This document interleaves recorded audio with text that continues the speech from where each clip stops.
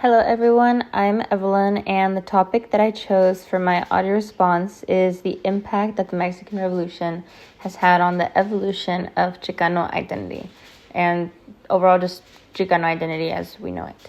So we know the events that took place in order for the revolution to begin, but I want to talk about more towards the end of that, when foreign technological advancements started creating the expansion of cities throughout Mexico, which, as a result, caused a lot of foreigners to live within said cities and own and build haciendas, where within them, indigenous communities were put in a box and began having the stereotype that indigenous people were only useful as slaves and servants.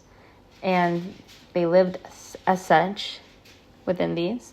Later on, this was sort of one of the starts for the colorism that we have within the Mexican community now. And by that, I talk about the lack of representation of indigenous features and darker skin tones in Mexico's very own media, as well as within the Mexican American community. And I know this is a thing because I associated with it as something that I experienced all the time growing up. My family calling me names because of my skin color, constantly them hearing talk about how pretty a girl is because their skin was white. And, people would compliment me too and stuff, but they would always have it be known that that was like what was desired, to have a white skin color, and how that was the beauty standard, even though we're brown. We're literally brown. But anyways. At some point, I also did experience being called an Indian as a slur, as a derogatory term. But, more on that later. So examples of that basically persist to this day, not just for me, but for other people who experience casual racism on the daily. Continuing on, at some point, many Mexicans began to immigrate and seek refuge in America. We began to go to schools. We began to try to incorporate our culture into the communities that we lived in the U.S.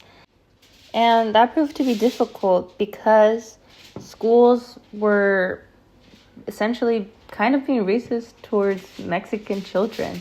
We weren't allowed to speak Spanish. We weren't allowed to do anything that had to do with our culture. We had to be Americanized. And this basically is what started the uprising of the Chicano movement in schools.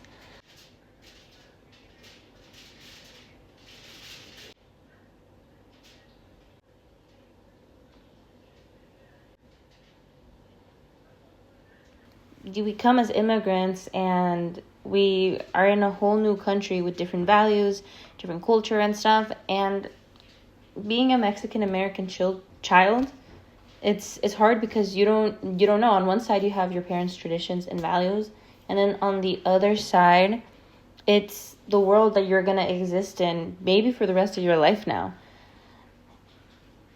And throughout time, we've seen a lot of people really take pride in their Chicano identity and stuff. Reading the reading for this week, talking about identity, it made me think a lot about myself and my own identity. I noticed that the people who were talking about and describing their altars mainly had kind of the same theme going on. On one hand, they had divided into two parts. One hand, it was who they are, and then on the other side was / who they want to be / who they want to hide. And they take a lot of what they grew up with into account when wanting to talk about the person that they are now.